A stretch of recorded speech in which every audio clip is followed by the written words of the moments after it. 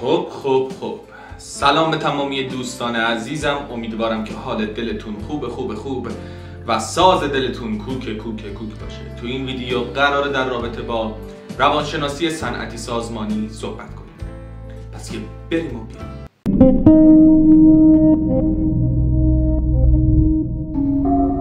ببینید، تو این ویدیو قراره یک کلیتی در رابطه با موضوع روانشناسی صنعتی سازمانی، تعاریفش، تاریخچه‌اش، حوزه‌های کاربردیش و روش‌های تحقیقش صحبت کنیم.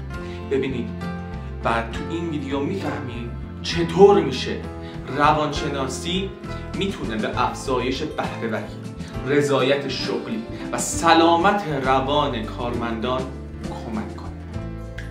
ببینید، روانشناسی صنعتی سازمانی بهش آی سایکولوژی گفته میشه که یکی از شاخه‌های کاربردی روانشناسیه و همچنین به مطالعه رفتار انسان در محیط کار و سازمان میپردازه و به بهبود فرآیندهای سازمانی، بهینه‌سازی محیط کار، افزایش انگیزه در کارکنان و همچنین رضایت شغلی در کارکنان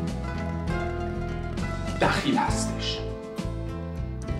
ببینید، تفاوت وجود داره بین روانشناسی صنعتی و روانشناسی سازمانی. روانشناسی صنعتی که بهش میگن اینداستریال سایکولوژی به فرایندهای فردی و وظایف شغلی میپردازه، به مطالعه استخدام، گزینش، ارزیابی عملکردها و آموزش کارکنان و با شناخت و شناسایی توانایی‌های شناختی و مهارت‌های فردی با استفاده از آزمون‌های روانسنجی میفهمه که یک فرد برای چه شغلی مناسبه.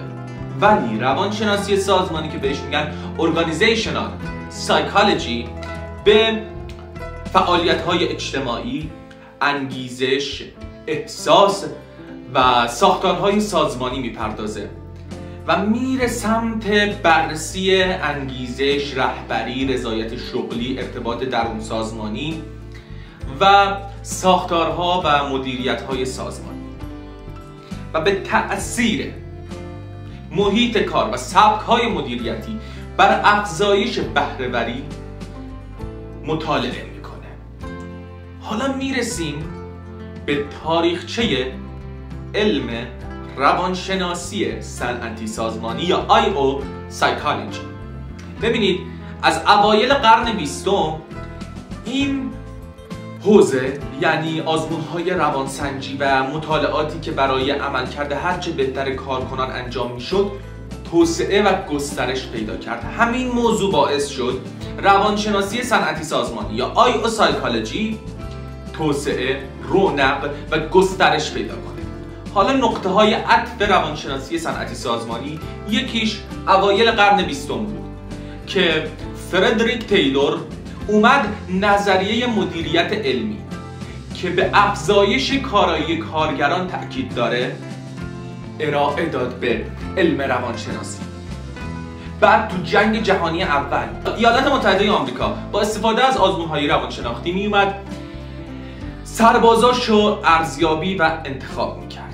بعد رفت جلوتر، رسیدیم به دهه‌های 1920 و 1930 که مطالعات هارسون نشون داد که عوامل روانی اجتماعی، همون توجه به کارکنان، چه تأثیری میتونه بر بهره‌وری سازمان‌ها داشته باشه. اومد جلوتر، رسیدیم به جنگ جهانی دوم.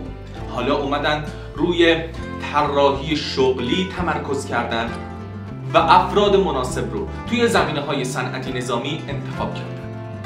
اومد جلوتر، رسیدیم پس از جنگ جهانی دوم که روی انگیزش شغلی، رضایت شغلی، افزایش بهره‌وری تأکید و مطالعه و بررسی کردن. آخرش هم که میرسیم به الان که با استفاده از تکنولوژی و داده‌کاوی به بهبود هرچه بهتر مدیریت منابع انسانی کمک میکنن. حوزه‌های کاربردی روانشناسی صنعتی سازمانی، یکیش انتخاب و گزینش کارکنانه. میان با آزمون‌های روانسنجی چیکار میکنن؟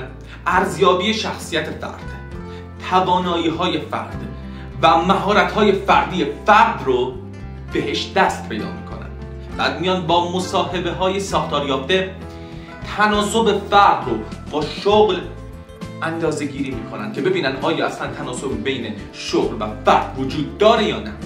بعدم برای پیش بینی عملکرد شغلی از روش‌های علمی استفاده میکنن. یکی دیگه از حوزه‌های کاربردی روانشناسی صنعتی سازمانی یا آی سایکولوژی طراحی شغل و تحلیل شغله.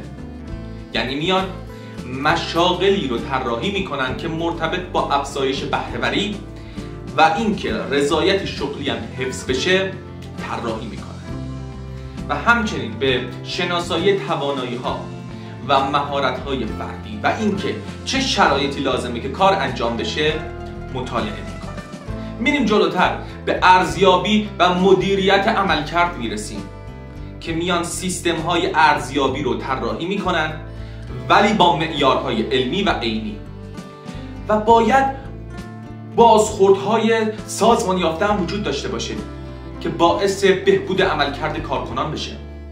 میریم جلوتر میرسیم به فرهنگ سازمانی یا رفتار سازمانی، یعنی تحلیل فرهنگ سازمانی و تأثیرش روی کارکنان و میان روی رفتار گروهی و تعارضات سازمانی و روشی که مقابله میتونیم کنیم با این تعارضات مطالعه میکنن.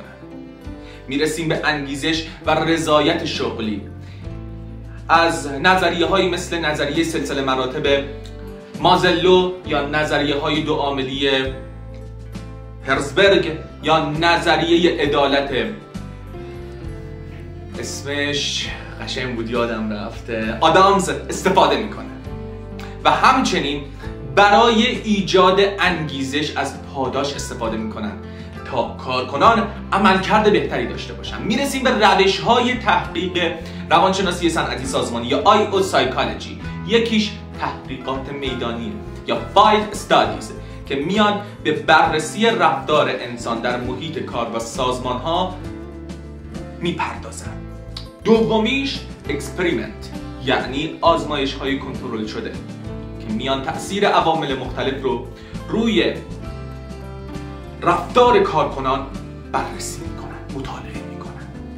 پرسشنامه داریم و مصاحبه داریم که میان به جمع آوری داده های روانشناختی میپردازن که ببینن چه تأثیراتی روی عملکرد کارکنان داره و همچنین آخرین مرحله میرسیم به تحلیل این داده ها که با آمار و روش های مختلف اندازه‌گیری و بررسی میشه.